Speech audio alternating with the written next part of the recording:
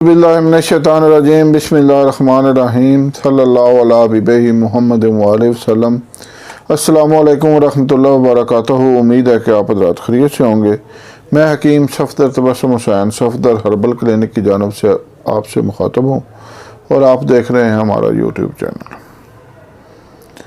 आज आपको अल्हम्दुलिल्लाह एक ऐसा बेहतरीन नुस्खा बता रहा हूँ, शाहज़ोर तला।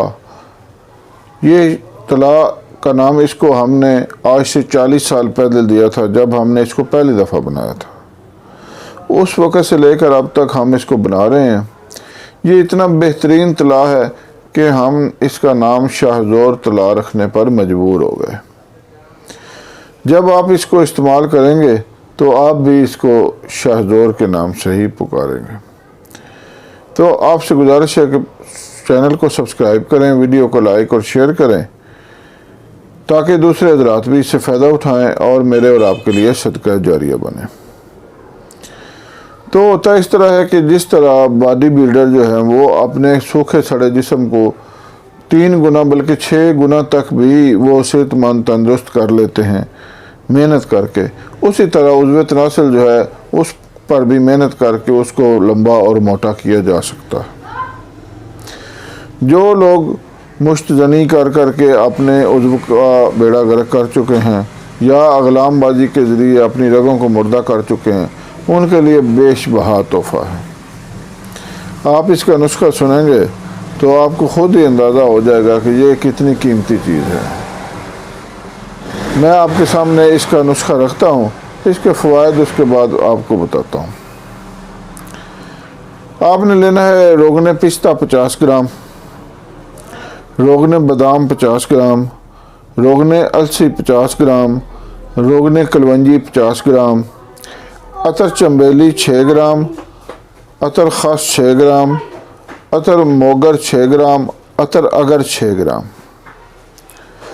चर्बी बतख 60 ग्राम, चर्बी कछुआ 60 ग्राम, चर्बी मछली 60 ग्राम, चर्बी मेंढक 60 ग्राम, खरातीन 10 ग्राम, जौंक 10 ग्राम, अकरब सोख्ता 10 ग्राम, शाह दीमक 10 ग्राम।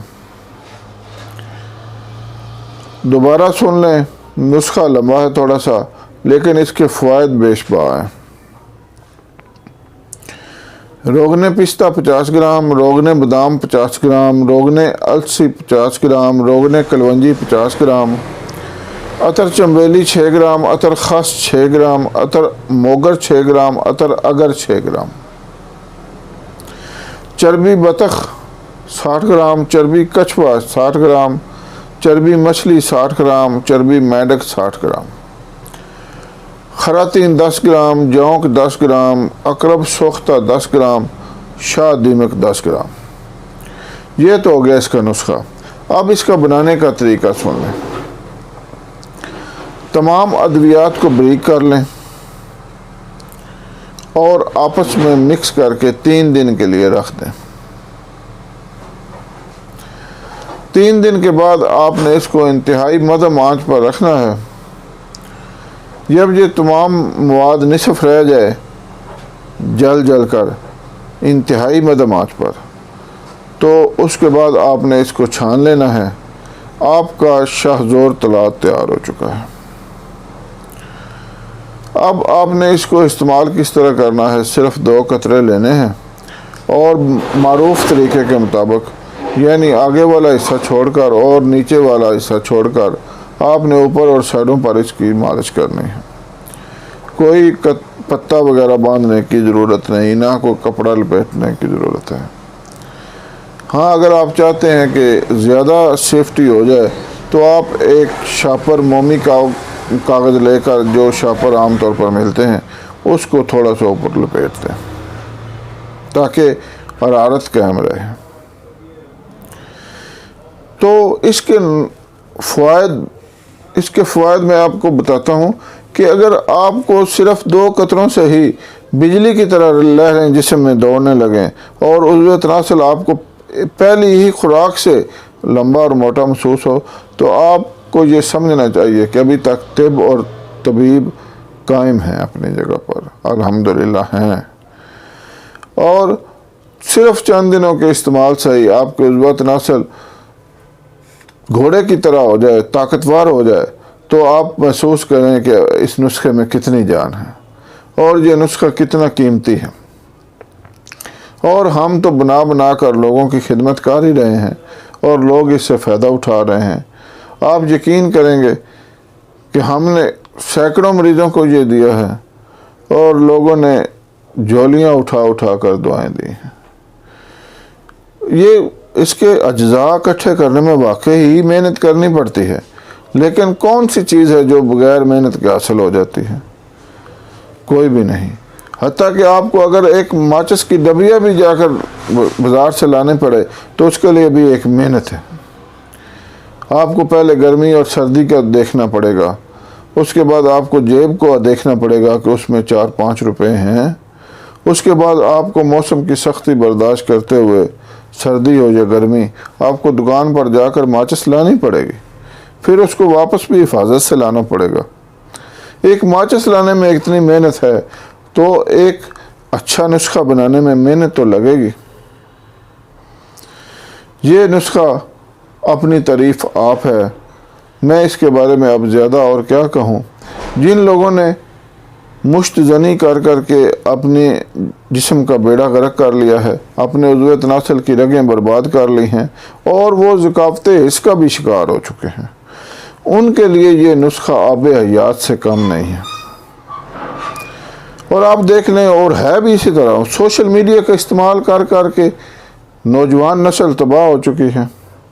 ہمارے بچے جو ہیں وہ آپ دیکھ لیں، آپ گلی میں محلے میں باہر نکلیں، نوجوان بڑے ٹچ موبائل لے کر قیمتی وہ بیٹھے ہوئے ہیں، تو کیا ہم یہ سوچیں کہ وہ تلاوت سن رہے ہیں؟ میرا تو خیال ہے یہ ناممکن ہے۔ وہ گندی ویڈیوز دیکھ رہے ہیں، وہ ننگی تصویریں دیکھ رہے ہیں، اور اس کے بعد جب ان کو حرارت آتی ہے تو وہ مشت زنی کرتے ہیں، اور پھر ان میں سے کچھ تو ہیں وہ آپس میں بدفعلی کرتے ہیں، جسے اغلام بازی کہتے ہیں، لڑکوں کا لڑکوں کے ساتھ بدفعلی کرنا۔ اور یہ اتنا بڑا گناہ ہے کہ حضرت عمر فاروق رضی اللہ تعالیٰ عنہ کے زمانے میں ایک نوکر نے، ایک غلام نے اپنے مالک کو قتل کر دیا،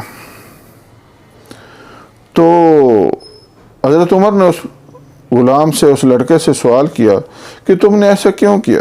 تو اس نے کہا جی میرے مالک نے میرے ساتھ بدفعلی کی تھی۔ حضرت علی رضی اللہ تعالیٰ عنہ کو بلایا گیا تو انہوں نے کہا کہ میں 3 دن بعد اس کا فیصلہ کروں گا۔ 3 دن بعد دوبارہ جب اس لڑکے کو لایا گیا تو حضرت علی رضی اللہ تعالیٰ عنہ نے کہا کہ قبرستان چلیں گے۔ قبرستان گئے، اس آدمی کی قبر کو کھودا گیا تو وہ قبر خالی نکلی۔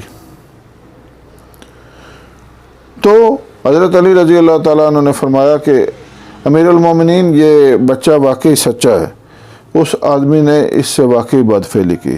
حضرت عمر نے تفصیل پوچھی تو انہوں نے فرمایا کہ میں نے حضور اکرم صلی اللہ علیہ وسلم سے سنا ہے، اللہ تعالیٰ کمی بیشی معاف فرمائے، کہ جو بندہ بھی مرد کے ساتھ یا لڑکے کے ساتھ بدفعلی کرتا ہے، اغلام بازی کا مرتکب ہوتا ہے، اس کے دفن ہونے کے بعد 3 دن بعد اس کی جو میت ہے اس کو قوم لوط میں پھینک دیا جاتا ہے۔ استغفر اللہ و اتوب الیہ۔